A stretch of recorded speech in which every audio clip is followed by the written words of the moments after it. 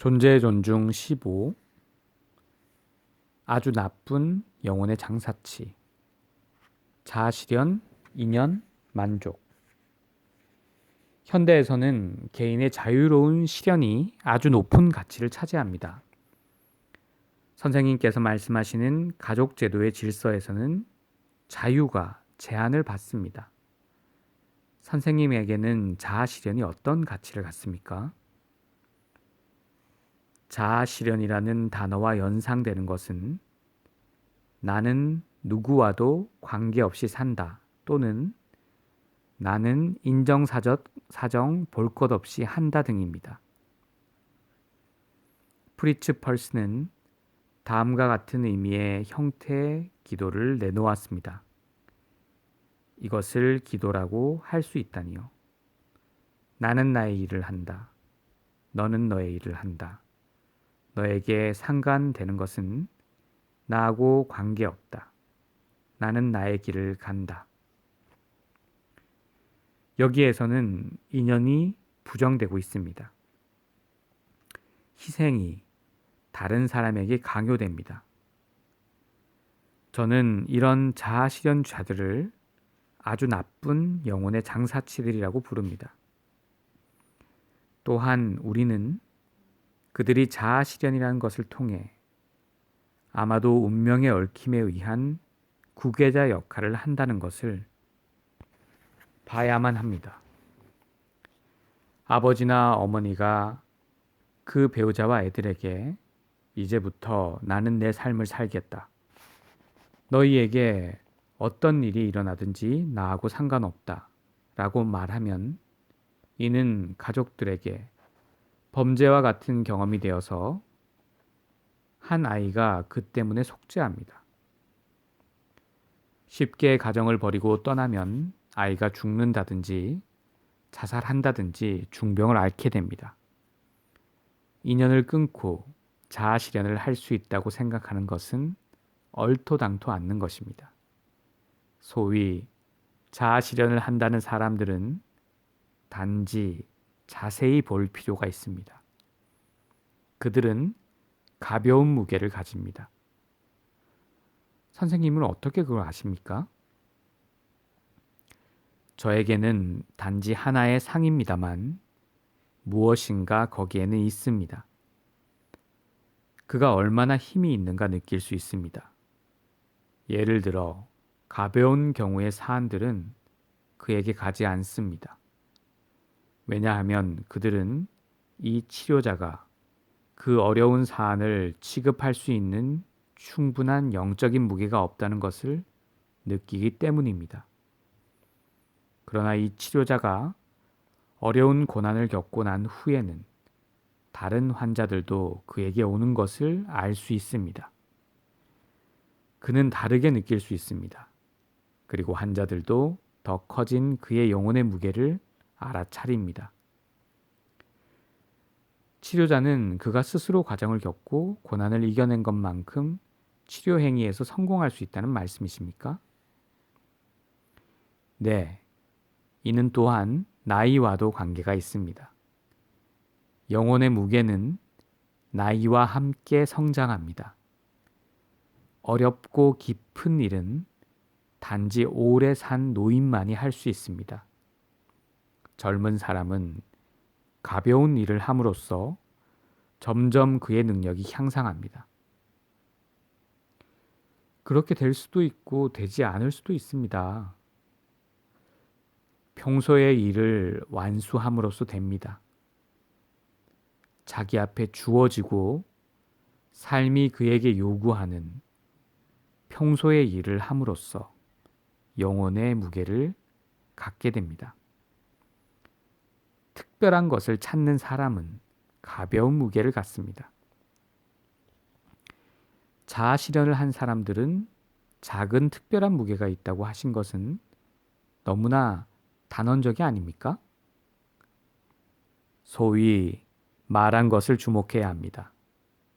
자기의 내부의 부름, 즉 그에 주어진 특별한 과업을 따를 때에 원래 자아 실현은 이루어집니다. 이를 이루는 사람은 자아실현을 했습니다. 이런 인간은 스스로 조용히 쉬고 있어서 그의 분야에 무게가 있습니다. 예를 들면 장인, 기업가, 농부, 어머니, 아버지 또는 음악가 등입니다. 무슨 일을 하든지 관계없습니다. 이들은 그들의 삶이 끄는 것을 실현했습니다. 그들은 완성되었습니다. 저의 치료에서는 의뢰인들이 이런 종류의 자아 실현을 하도록 도움을 줍니다. 강함과 약함. 근래에서는 중환자들과 함께 가족 세우기를 하시는데 단 한 번의 워크숍으로 충분합니까? 삶과 죽음의 갈림길에서 중환자. 예를 들면 암 환자들과는 시간이 오래 걸리는 훈련 프로그램을 할 수 없습니다. 죽음을 옆에 둔 사람과 어떻게 오랜 시간이 걸리는 심리 치료가 가능하겠습니까? 그래서 저는 환자가 그 질병의 중대함과 접촉함으로 죽음을 바라보게 하여 죽음이 가까이 있다는 것을 보게 합니다. 그리고 어떤 치유의 힘이 그의 가족에 있는가, 또한 그가 무엇을 정돈해야 하는가를 찾습니다. 이것은 단 한 번의 워크숍으로 할 수 있습니다. 단 한 번의 워크숍으로 충분하다고요? 선생님은 대부분 심리치료자와 같이 오는 환자들과 함께 일하십니까? 네, 집단으로 합니다. 그 치료자들은 필요한 부분을 계속 치료해 가겠죠. 그러나 저는 다른 면을 봅니다. 이런 중환자들과 가족 세우기를 한 후 다음 주에 다시 봅시다 라는 말을 해서는 안 됩니다. 제가 그런 말을 하게 되면 환자는 아마도 내가 낫게 해줄 거라고 나를 신뢰합니다. 그러나 저는 그가 그 자신의 힘, 그리고 그 가족의 힘과 연결되도록 합니다. 그래서 제가 한 번 이상의 치료를 하게 되면 이는 반치료 행위입니다. 치료자가 환자를 약하게도 할 수 있다는 말씀이십니까? 정말 그렇습니다. 일한 후에 제 기준은 그가 힘이 더 세어졌는가, 더 약해졌는가입니다. 어떻게 그것을 구별할 수 있습니까? 이것은 직접 감지할 수 있습니다. 그룹 구성원들과 같이 시험할 수 있습니다. 어떤 사람이 이야기를 시작했습니다. 그때 저는 이야기를 중단시키며 그룹 구성원들에게 묻습니다. 그의 이야기가 그를 힘있게 하는가, 혹은 약화시키는가? 당신들의 인상은 어떻습니까? 라고 하면 모두 알아차립니다. 말한 그 당사자들까지도요. 이 알아차림을 설명할 수 없겠습니까? 그렇습니다. 설명할 수는 없습니다. 이것은 직접적인 인상입니다. 이것을 어떻게 배우셨습니까? 이것은 아주 중요한 기준이라는 것이 저에게 어느 날 갑자기 분명해졌습니다. 무엇이 힘을 주고 무엇이 약하게 하는가를 저 자신에게서 관찰했습니다. 그리고 나를 약하게 하는 것은 문제 해결을 방해한다는 것을 알아차렸습니다. 짧으면 짧을수록 행동을 위한 힘이 많이 남습니다. 짧으면 짧을수록 좋다는 것이군요. 순식간에는 개인적인 윤곽이 드러나지 않게 그런 것입니까? 보이지 않으면 당연히 힘이 있습니다. 그냥 쉬고 있는 사람은 더 잘 주의를 합니다. 많은 것이 보이지 않으면 혼란스럽지 않습니다. 시면의 힘. 시면의 힘에 관한 것입니다. 강함 혹은 약함, 정신 집중 혹은 정신 분산, 실행 혹은 더 많이 알려고 함. 이런 것들에 저는 기준을 잡습니다.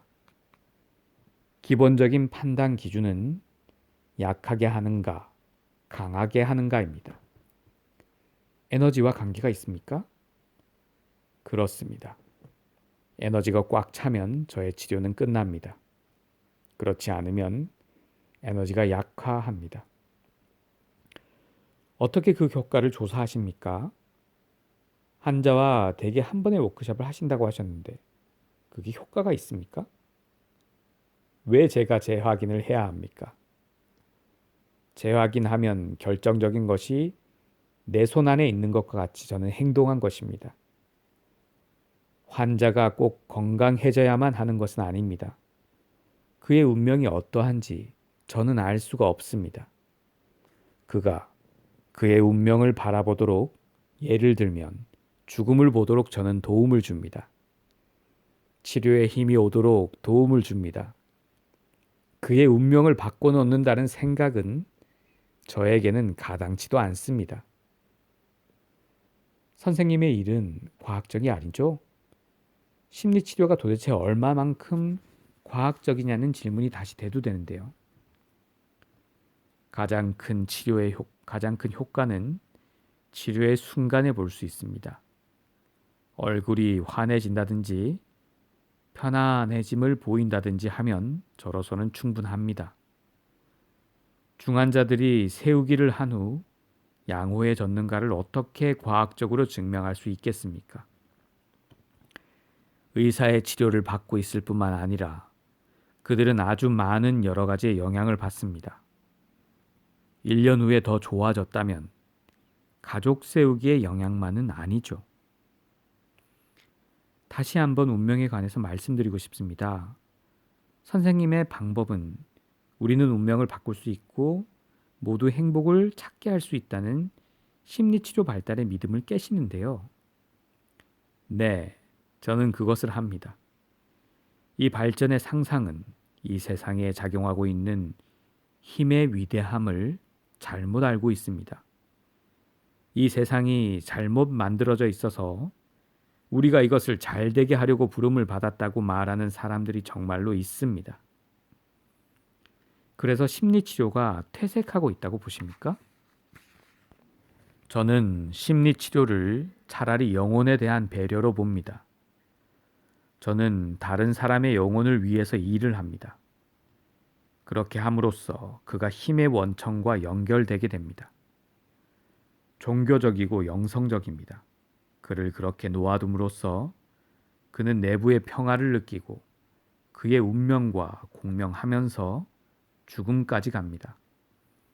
제가 그의 운명을 내 손에 가지려고 한다면 저도 또한 영혼의 장사치입니다. 심리치료를 말할 때 다른 상황이 있다는 것을 알아야 합니다.